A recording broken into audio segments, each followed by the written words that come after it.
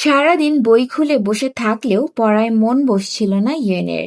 সামনে খোলা খাতার পাতায় ক্লাসের নোট থাকার কথা, অথচ পুরো পেজ জুড়ে শুধু একটাই নাম, জাংকুক। একবার বড় করে, একবার ছোট করে, কখনো নামের পাশে ছোট্ট হার্ট এঁকে, আবার নিজেই লজ্জা পেয়ে মুচকি হাসছিল ইয়েন।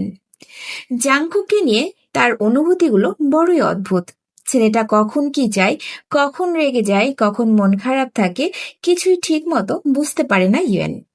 তবুও সে জাংকুকে ভীষণ ভালোবাসে, এতটাই ভালোবাসে যে তার একটা ছোট্ট মেসেজই তার পুরা দিনটাকে ভালো করে দেয়।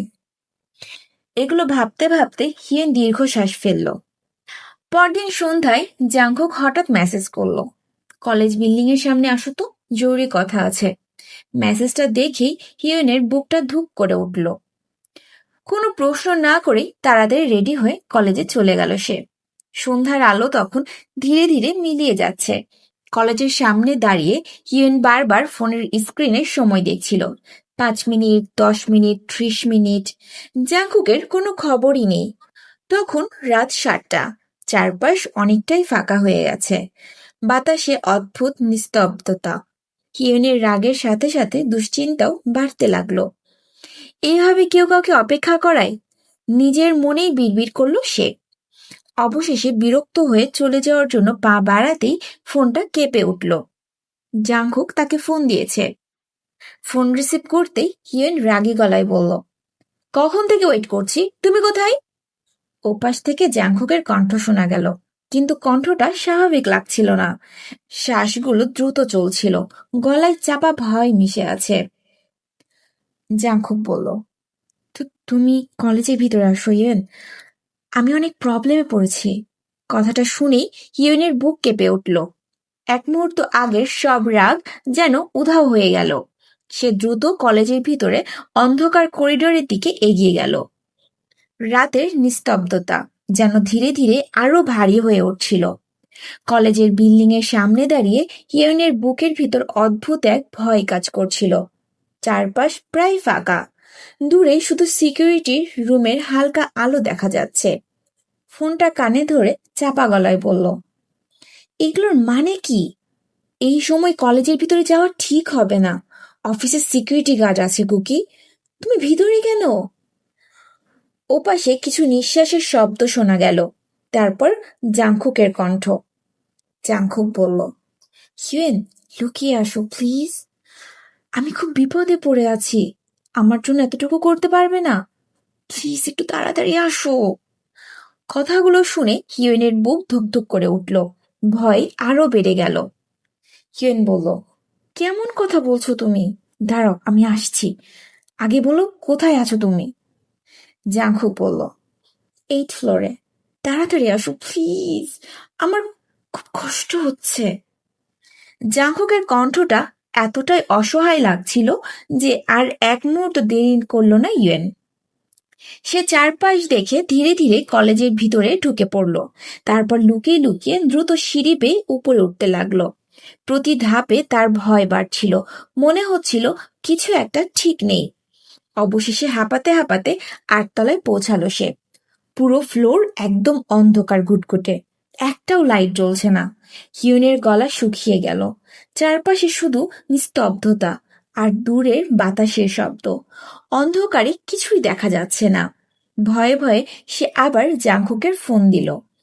ফোন ধরতেই হিয়েন ফিসফিস করে বলল, জাংকুক, কোথায় তুমি?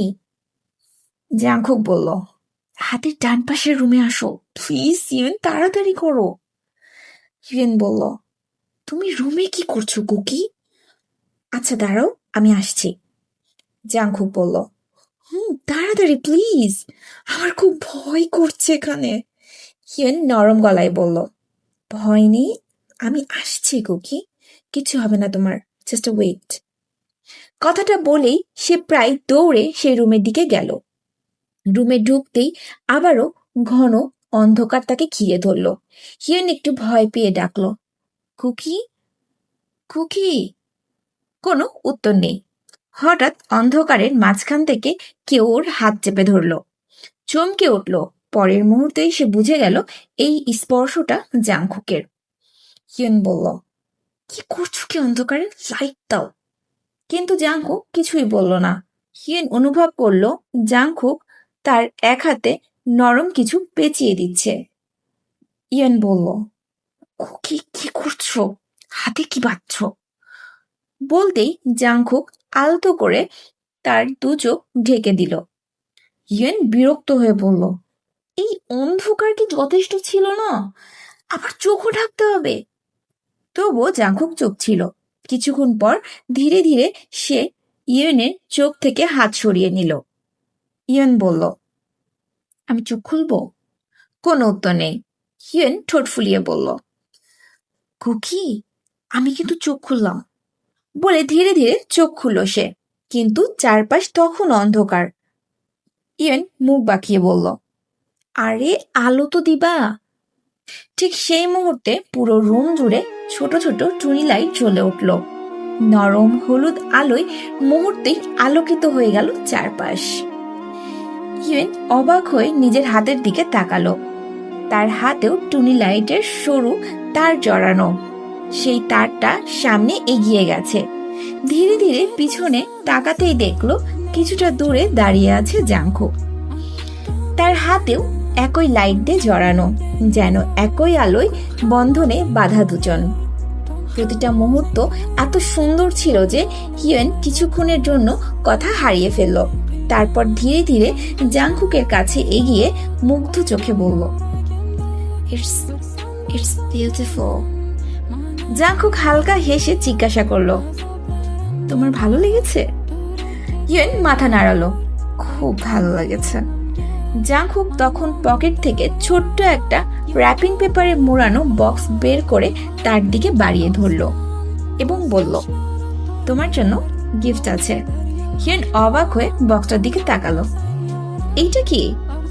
জাংকুক বলল, ওপেন ইট। হঠাৎ জাংকুক থেমে গেল, তার চোখে অদ্ভুত নার্ভাসনেস।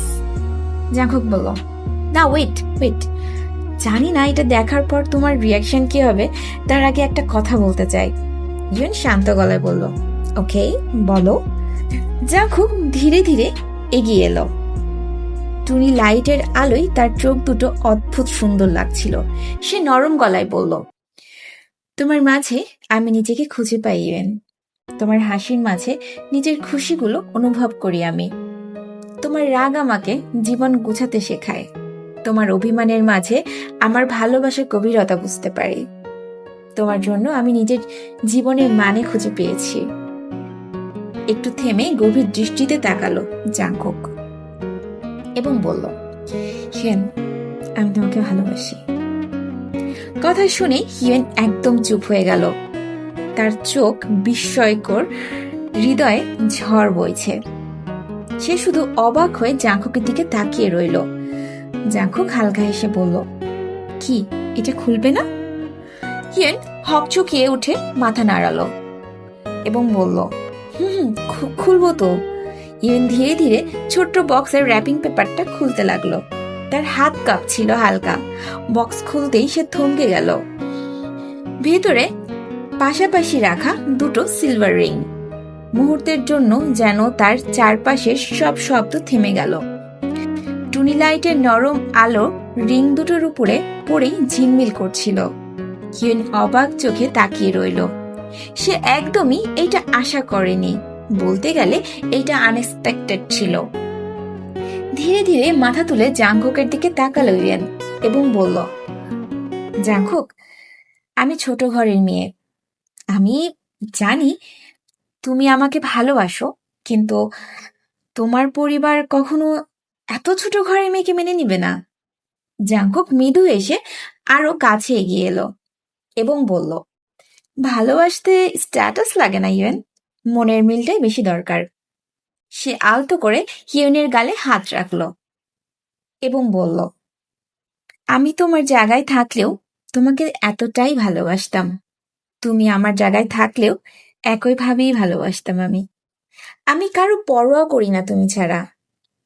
তারপর একটু লজ্জায় মিশ্রিত হাসি দিয়ে বলল, আসলে আসলে আমার কাছে সোনা কেনার মতো টাকা ছিল না। তাই সিলভার রিং বানিয়েছি। জাংকুক মাথা নিচু করে মাথা চুলকাতে চুলকাতে বলল, হয়তো খুব বেশি পছন্দ হবে না তোমার, কিন্তু কথা দিচ্ছি ভবিষ্যতে যখন আমাদের বড় করে বিয়ে হবে তখন তোমার এই সুন্দর আঙুলের জন্য আমি সবচেয়ে সুন্দর সোনার রিং বানিয়ে দেব। I promise. কথাগুলো শুনে হিউয়েনের ঠোঁটের ছোট্ট এক ফালি হাসি ফুটল। সে বক্স থেকে একটা রিং বের করে জাংকুকের হাতে দিল। জাংকুকের মুখে তখন শিশুসুলভ আনন্দ। হিউয়েন ধীরে ধীরে নিজের হাত বাড়িয়ে দিল জাংকুকের দিকে এবং ইশারায় বুঝিয়ে দিল রিংটা পরিয়ে দিতে। জাংকুক খুব যত্ন করে তার অনামিকা আঙ্গুলে রিংটা পরিয়ে দিল। অতঃপর ইয়েন আরেকটা রিং তুলে নিয়ে জাংকুকের হাতে পরিয়ে দিল। দুজনেই কিছুক্ষণ চুপচাপ নিজেদের হাতের দিকে তাকিয়ে রইল, যেন এই ছোট্ট দুটো রিংয়ের মাঝে তারা নিজেদের পুরো পৃথিবী খুঁজে পেয়েছে। হঠাৎ জাংকুক ইয়েনের হাতটা তুলে নিয়ে রিংয়ের ওপরে আলতো করে একটা চুমু খেল। হিউয়েন মুচকি এসে বলল, এখন থেকে তুমি আমার। জাংকুক ভুরু কুঁচকে নাটকীয়ভাবে বলল, মানে কি? এইটা আবার কেমন আমার হওয়া? হিউয়েন বলল, কি বলতে চাইছো? কথা শেষ হওয়ার আগেই জাংকুক ইয়েনকে টেনে শক্ত করে জড়িয়ে ধরল। তার গলায় হাসির উষ্ণতা।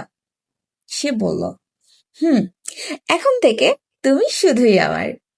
হিউয়েন চোখ বন্ধ করে আরো শক্ত করে জাংকুককে জড়িয়ে ধরল। জাংকুকের মনে হচ্ছিল পৃথিবীর সবচেয়ে সুখী মানুষ এখন শুধুমাত্র সে। ঠিক তখনই নিজের অফিস রুমের দারোয়ান বলল, স্যার, ৮ তলায় স্টোর রুমে কারো কথা বলার আওয়াজ পেয়েছি। কেরানি চশমা ঠিক করে তাকালো এবং বলল, তাই নাকি? তুমি শিওর? দারোয়ান বলল, জি স্যার, আমি স্পষ্ট শুনেছি। চলেন, আমার মনে হচ্ছে কোনো গড়বড় হয়েছে। কেরানি বলল, চলো। এইদিকে স্টোর রুমে জাংকুক ইয়েনের হাত ধরে নরম গলায় বলল, ইয়েন, একটা কথা বলি? ইয়েন বলল, বলো। জাংকুক কিছুটা ইতস্ত ভাবেই বলল, can I kiss your lips?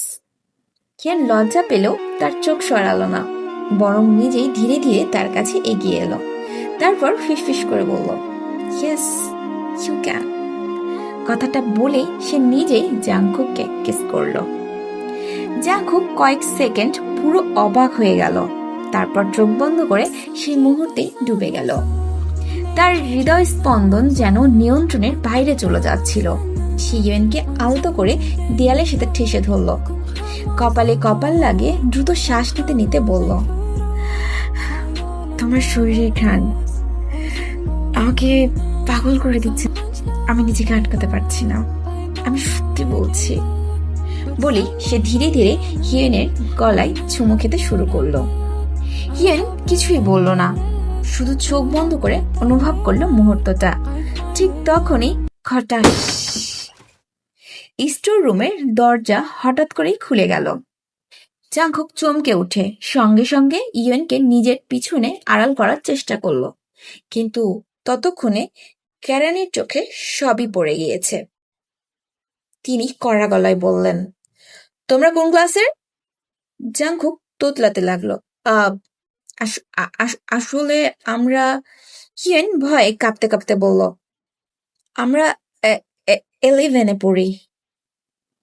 কেরানি রাগীর চোখে তাকিয়ে তাদের স্টোর রুম থেকে বাইরে বের করে আনলো এবং বলল, এই বা আমার নাম্বার দাও।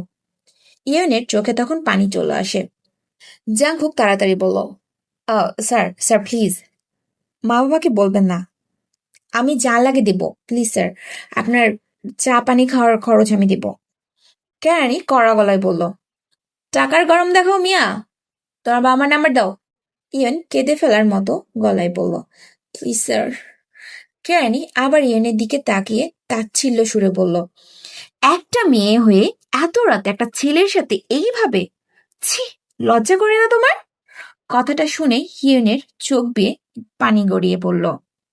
আর সেই দৃশ্য দেখে জাংকুকের মাথা গরম হয়ে গেল। সে ঝাটকা মেরে কেরানির কলার চেপে ধরল। ওর সাথে এইভাবে কথা বলার সাহস কে দিয়েছে আপনাকে? দারোয়ান দ্রুত এসে তাদের আলাদা করার চেষ্টা করলো। চারপাশে ধাক্কাধাক্কি শুরু হয়ে গেল। হিয়েন কাঁদতে কাঁদতে জাংকুকের হাত ধরল এবং বলল, জাংকুক, না, প্লিজ, প্লিজ ছেড়ে দাও। স্যার, প্লিজ এমন কিছু করবে না। জাংকুক, ছাড়ো। ইয়েনের কান্না দেখে জাংকুক ধীরে ধীরে কেরানিকে ছেড়ে দিল। তারপর সঙ্গে সঙ্গে ইয়েনের কাছে গিয়ে মাথায় হাত বুলিয়ে বলল, কেঁদো না জান, কিছু হয়নি, দেখো, আমি আমি সব ঠিক করে দেব, তুমি চিন্তা করো না। প্লিজ তুমি কান্না করো না ইয়েন। কিন্তু ততক্ষণে অনেক দেরি হয়ে গেছে। কেরানি তাদের ফোন নিয়ে দুজনের বাসায় কল করে দিয়েছে। অফিস রুমের বাইরে দাঁড়িয়ে ছিল ইয়েন আর জাংকুক। ইয়েনের চোখ লাল হয়ে গেছে কান্নায়, আর জাংকুক দাঁতে দাঁত চেপে শুধু একটা কথাই ভাবছিল, আজকের রাতটা হয়তো তাদের জীবনের সবকিছুই বদলে দিতে চলেছে। অফিস রুমের সামনে ভারী নীরবতা নেমে আসলো। দূরে কোথাও ফ্যানের ঘোড়ার শব্দ শোনা যাচ্ছিল, আর সে নিস্তব্ধতার মাঝে হিয়েন দাঁড়িয়েছিল মাথা নিচু করে, চোখ দুটো কান্নায় ভেজা। জাংকুক ধীরে ধীরে তার দিকে তাকালো। তার নিজের অবস্থাও ভালো ছিল না খুব একটা, তবুও সে নিজেকে সামলে নরম গলায় বলল, হিয়েন, ভয় পেও না, সব ঠিক হয়ে যাবে। হিয়েন কোনো উত্তর দিল না। জাংকুক একটু কাছে এগিয়ে এলো ইয়েনের, ধীরে ধীরে হাত বাড়িয়ে দিল ইয়েনের হাত ধরার জন্য। হিয়েন অশ্রুভেজা চোখে একবার তাকালো তার দিকে। সে দৃষ্টিতে ছিল ভয়, ছিল লজ্জা, অসহায়ত্ব ছিল, আর ছিল একরাশ কষ্ট। জাংকুক আবার ফিসফিস করে বলল, ভয় নেই, সব ঠিক হয়ে যাবে, তুমি চিন্তা করো না। কিন্তু এবারও হিয়েন কিছুই বলল না। সে নিজের হাত গুটিয়ে নিল, তারপর মুখ ঘুরিয়ে অন্যদিকে তাকালো। জাংকুক হতভম্ব হয়ে গেল। হিয়েন তখনও কোনো জবাব দিল না। হিয়েন তবুও না। হিয়েন হিয়েন এবারও তাকালো না। ঠিক তখনই জাংকুক সামনে তাকিয়ে হঠাৎ থেমে গেল। তার বাবা দাঁড়িয়ে আছে সামনে, চোখ দুটো লাল। এক সেকেন্ডের মধ্যেই ঠাস, সজোরে একটা থাপ্পড় পড়ল জাংকুকের গালে। থাপ্পড়টা এত জোরে ছিল যে তার মুখ একপাশে ঘুরে গেল।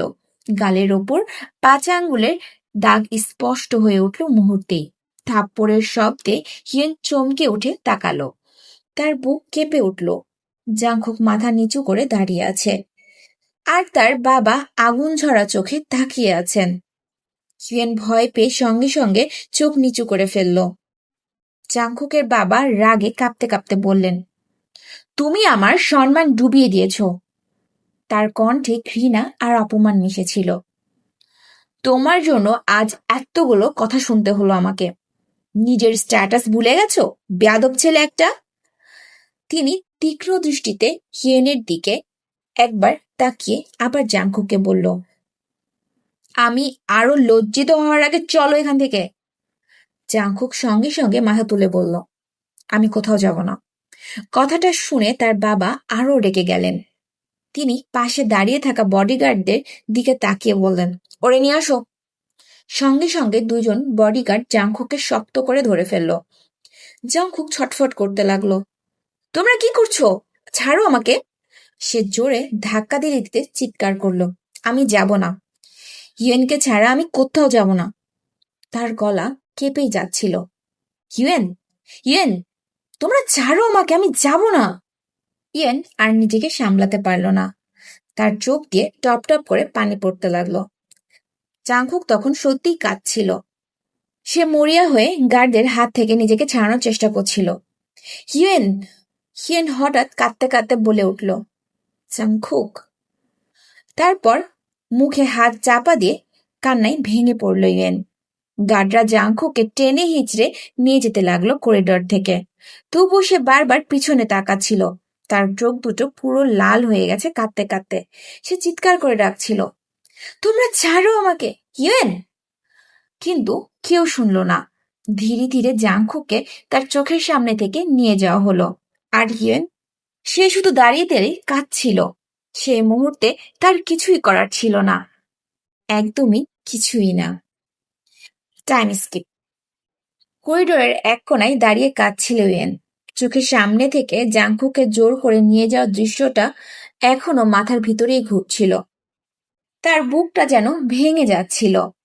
হঠাৎ অফিস রুমের ভেতর থেকে মায়ের কণ্ঠ শুনে সে ধীরে ধীরে সেদিকে এগিয়ে গেল। দরজার সামনে এসেই থেমে গেল ইয়েন। ভিতরের দৃশ্যটা দেখে তার বুকটা মোচড় দিয়ে উঠল। তার মা দুহাত জোর করে দাঁড়িয়ে আছেন, আর সামনে বসে থাকা কেরানি কড়া গলায় একের পর এক কথা শুনিয়ে যাচ্ছে। কেমন মেয়ে মানুষ করেছেন আপনি, হ্যাঁ? তার গলায় স্পষ্ট অপমান। এত রাতে একটা ছেলের সাথে স্টোর রুমে ফষ্টি করছে, মেয়েকে শাসনে রাখতে পারেন না? হিয়েনের মা মাথা নিচু করে দাঁড়িয়ে রইলেন। কেরানি থামল না। এত বড় একটা সুনামধন্য স্কুল অ্যান্ড কলেজে এসব করলে প্রতিষ্ঠানের নাম খারাপ হবে না?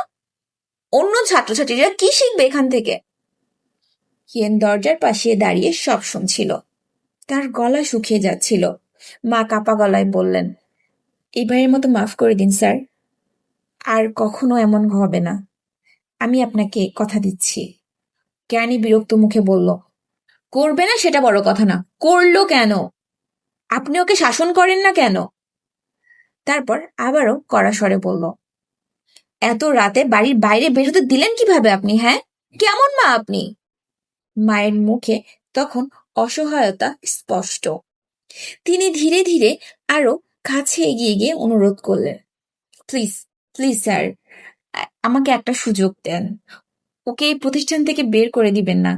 আমি ওকে বুঝাবো, ও আর এমন করবে না, আমি আপনাকে কথা দিচ্ছি। ইয়েনের চোখ আবারও ভিজে উঠল। সে জীবনে কখনো তার মাকে এভাবে কারো সামনে মিনতি করতে দেখেনি। মায়ের কণ্ঠ কেঁপে যাচ্ছিল। মা বলছিল, স্যার স্যার প্লিজ, আমার মেয়ে খুব ভালো ছাত্রী স্যার, প্লিজ একটা ভুলের জন্য জীবনটা নষ্ট করে দিবেন না স্যার। আমার আমার আমার স্বামী নেই, আমার মেয়ে ছাড়া আমার কেউ নেই। ও যদি ভবিষ্যৎটা নষ্ট হয় স্যার, স্যার প্লিজ একটা সুযোগ দেন স্যার, ওকে বের করে দিবেন না স্যার প্লিজ। হাত জোর করে বারবার মিনতি করছিল। কেরানি চেয়ার হেলিয়ে দীর্ঘশ্বাস ফেলল এবং বলল, কিন্তু এমন ঘটনা হতে থাকলে তো অন্য ছাত্রছাত্রীদের উপর খারাপ প্রভাব পড়বে।